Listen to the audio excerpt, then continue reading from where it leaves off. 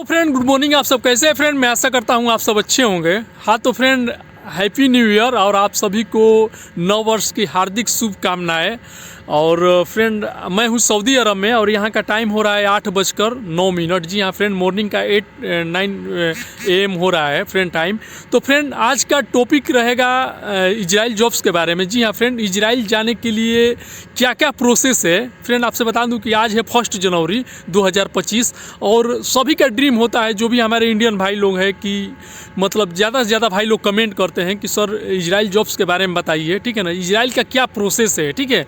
तो friend again मैं new video लेकर आया, न्यू इन्फॉर्मेशन आप लोग को मैं देने वाला हूँ, ठीक है, ताकि जो भी हमारे भाई का ड्रीम है विदेश जाने का, इजराइल जाने का, ठीक है ना, अच्छा पैसा अर्न करने का। आपसे बता दूं फ्रेंड कि अभी के डेट में इजराइल में जो सैलरी मिल रहा है, लेबर का भी सैलरी 1,38,000 रुपया है। यानी कि जो भी हमारे भाई लोग वहाँ पे गए हैं 1.5 से 2 लाख रुपया एवरी मंथ कम से कम लेबर ग्रेड में जाकर सैलरी कमा रहे हैं, ठीक है।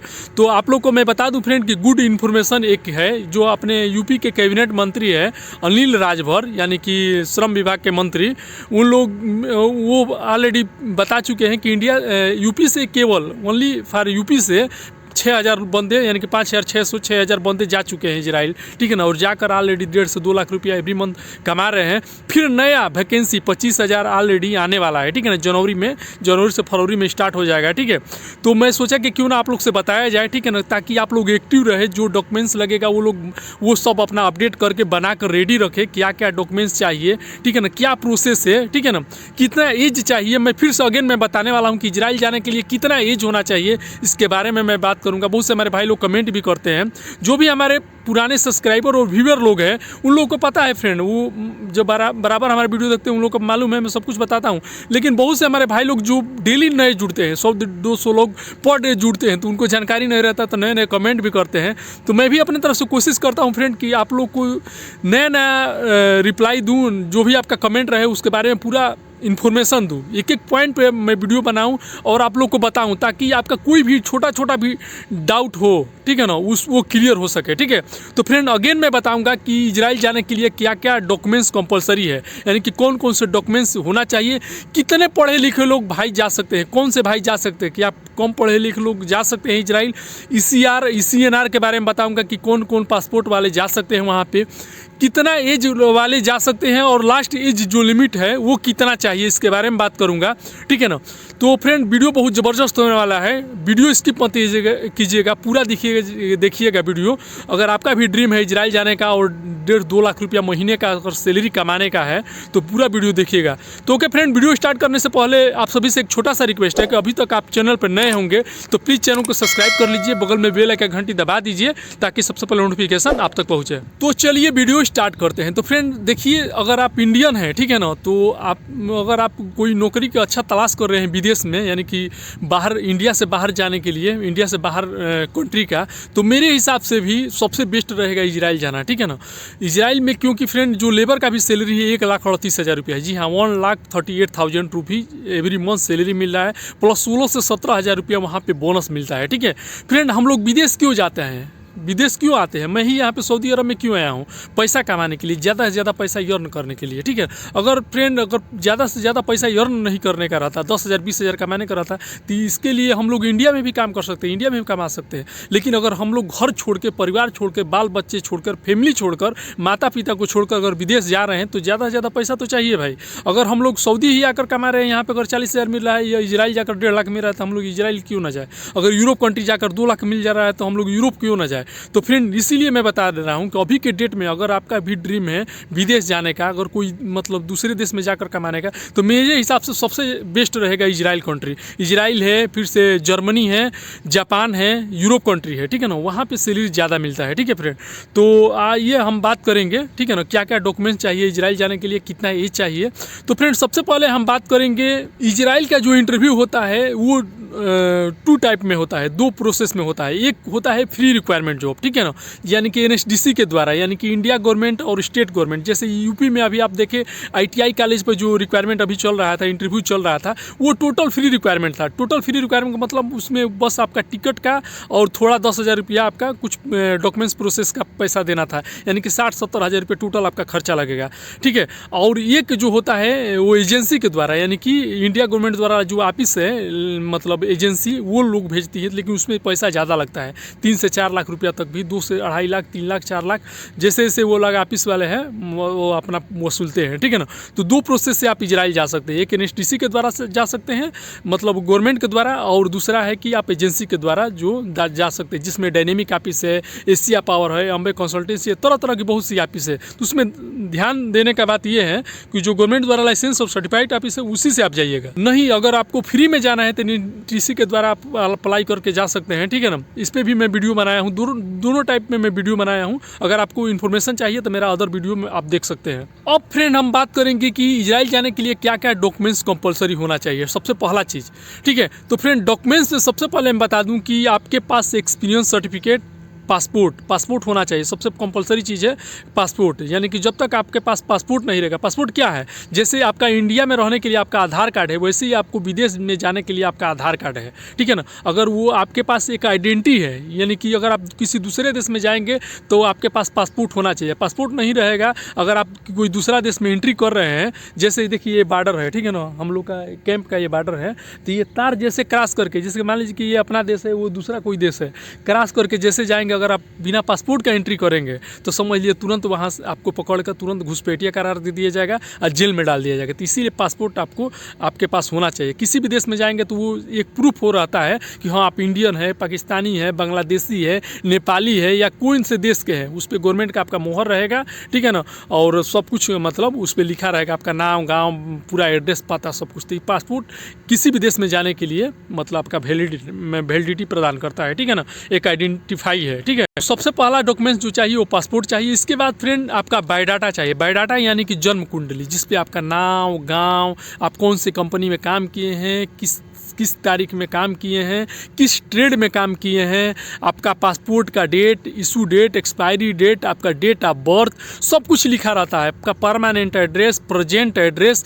यानी कि पूरा आपका जन्म कुंडली जो रहता है ना, सब आपका बायोडाटा पर लिखा रहता है। आप ये जबकि वो इसलिए रहता है कि क्लाइंट या ऑफिस वाले देखे तो देख के एक नज़र में ही पढ़ ले कि आपका क्या क्वालिफिकेशन है, आप क्या क्या अदर क्वालिफिकेशन के, आईटीआई किए हैं, पॉलिटेक्निक किए हैं, कितना पढ़े हैं, आपका एक्सपीरियंस कितने साल का है, पासपोर्ट का एक्सपायरी डेट क्या है, इशू डेट क्या है, कहाँ का बना है, आपका एज कितना है, कितने साल का है, मैंने सब कुछ वो देखकर उससे मालूम चल जाता है। तो उसको हम लोग बायोडाटा बोलते हैं। इसके साथ ही फ्रेंड एक्सपीरियंस सर्टिफिकेट एक होता है। एक्सपीरियंस सर्टिफिकेट क्या होता है, आप किस कंपनी में काम किए हैं, कितने दिन तक काम किए हैं, कितने साल काम किए हैं, क्या पोस्ट में काम किए हैं, ठीक है ना, उस पर सब कुछ लिखा रहता है। तो उसको हम लोग बोलते हैं एक्सपीरियंस सर्टिफिकेट। ये 3 चीज़ कंपलसरी होना चाहिए। इसके साथ ही फ्रेंड इजराइल जाने के लिए आपके पास आधार कार्ड होना चाहिए। चीज़ ध्यान में रखिएगा, आधार कार्ड, पैन कार्ड, ये कंपलसरी चीज़ है। अगर आप स्टाफ पोस्ट में जा रहे हैं तो ड्राइविंग लाइसेंस कंपलसरी, जैसे फोरमैन में जा रहे हैं, सुपरवाइजर में जा रहे हैं, इंजीनियर में जा रहे हैं, क्यूसी में जा रहे हैं, अगर कोई भी अपर पोस्ट में जा रहे हैं, स्टाफ पोस्ट में जा रहे हैं, तो ड्राइविंग लाइसेंस कंपलसरी होना चाहिए। तो अगर जो लोगों के भाई के पास में ड्राइविंग लाइसेंस नहीं होगा तो ड्राइविंग लाइसेंस जरूर बना लीजिएगा। इसके साथ ही फ्रेंड अब हम बात करेंगे कि इजराइल जाने के लिए कम से कम एज कितना होना चाहिए और ज़्यादा से ज़्यादा एज कितना होना चाहिए, यानी कि एज लिमिट टोटल कितना होना चाहिए। क्योंकि हमारे सबसे ज़्यादा भाई लोग इस पर कमेंट भी करते हैं कि सर हमारा एज 20 साल है, चल जाएगा क्या, हम इजराइल जा सकते हैं। वो लोग देखते हैं कि भाई 1.5 लाख रुपया मिल रहा है सैलरी, 2 लाख रुपया सैलरी फलाना का जाके कमा रहा है। तो किसी के मन में डाउट रहता है। कोई पढ़ने वाला विद्यार्थी भी कमेंट करते हैं, स्टूडेंट भी कमेंट करते हैं, चाहे ऐसे भी बहुत से लोग कमेंट करते हैं। कोई हमारे 50-55 साल, यहाँ तक कि 60 साल के लोग भी कमेंट करते हैं कि भैया बताइए हमारा देखिए 59 साल एज है, 55 साल एज है, हम जा सकते हैं क्या इजराइल। वो लोग भी अड़ाता नहीं है, पैसा देखते हैं।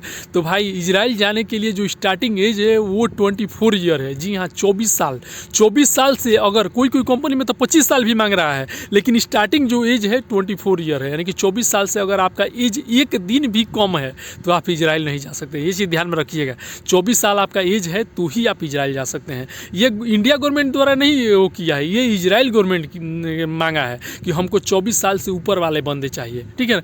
तो आपका फाइनली एज 24 ईयर होना चाहिए, यानी कि 24 साल क्रॉस अगर किए हैं तो चलेगा। 24, 25, 26, 27 अब कहाँ तक चलेगा तो 45 ईयर। जी हाँ, लास्ट जो एज लिमिट है वो 45 साल होना चाहिए। 45 साल से एक दिन भी एज ज़्यादा नहीं होना चाहिए, यानी कि अगर 45 साल से अगर आपका उम्र ज़्यादा हो गया, 46 साल या 45 साल, एक दिन 2 दिन, 46 साल, 47 साल, 48 साल, तो आप नहीं जा सकते हैं। 45 साल और 24 साल के बीच में मुझे एज लिमिट मांगा है। अब इसके साथ फ्रेंड एक पॉइंट मैं और जोड़ना चाहता हूं, क्योंकि बहुत से हमारे भाई लोग का कमेंट आता है जैसे कि वो लोग गल्फ कंट्री के लिए ट्राई किए हैं या अपने दोस्त मित्र या कोई रिश्तेदार का सुने होंगे कि जीसीसी जैसे गल्फ कंट्री में गमका का मेडिकल होता है। तो फ्रेंड गमका का मेडिकल, ये गल्फ कंट्री का रूल अलग है, ठीक है ना।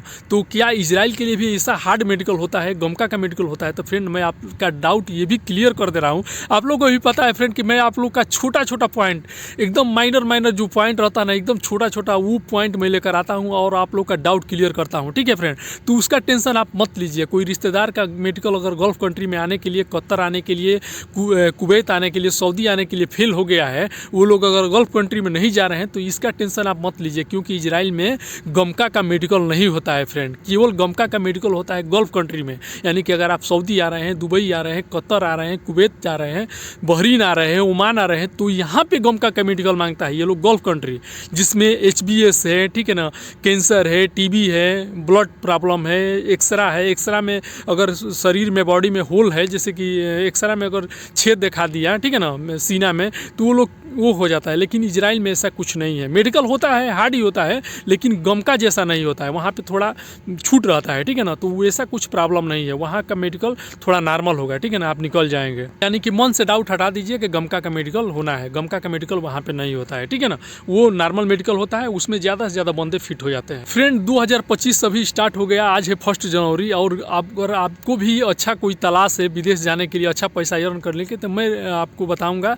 मेरे हिसाब से समझ लीजिए कि गल्फ कंट्री छोड़िए, गल्फ कंट्री में भी आ सकते हैं, लेकिन अगर ज़्यादा पैसा अर्न करना है तो समझिए रसिया है, इजराइल है, यूरोप कंट्री है, ठीक है ना। यूरोप कंट्री में अभी देखिए इंडिया गवर्नमेंट द्वारा डील भी हुआ है, 90,000 जर्मनी भी वीज़ा देगा, ठीक है ना। यहाँ तक स्कॉटलैंड से भी वीज़ा मिलेगा, और जापान का भी रिक्वायरमेंट ऑलरेडी देखे, हमारा पिछले वीडियो देख लीजिएगा, रिक्वायरमेंट भी स्टार्ट हो चुका है। अभी NSTC के द्वारा भी जापान का रिक्वायरमेंट अभी फिर आएगा, इसके पहले भी रिक्वायरमेंट चला, ठीक है, जर्मनी का, जापान का, इजराइल का, ठीक है ना, रसिया का ऑलरेडी, मैंने ये सब कंट्री में जाएंगे तो सैलरी ज़्यादा मिलता है, ठीक है ना। तो ये सब प्रोसेस है फ्रेंड इजराइल जाने के लिए। ये सब डॉक्यूमेंट्स लगता है, एज लगता है, ड्राइविंग लाइसेंस लगता है फ्रेंड। इसके साथ ही मैं बताऊंगा PCC, ये सबसे कंपलसरी डॉक्यूमेंट्स है, इसमें मैं बात करूंगा। सबसे पहले मैं बता दूं फ्रेंड कि PCC क्या होता है। बहुत से हमारे भाई लोग इसके बारे में जानकारी नहीं है। तो फ्रेंड PCC यानी कि पुलिस क्लियरेंस सर्टिफिकेट।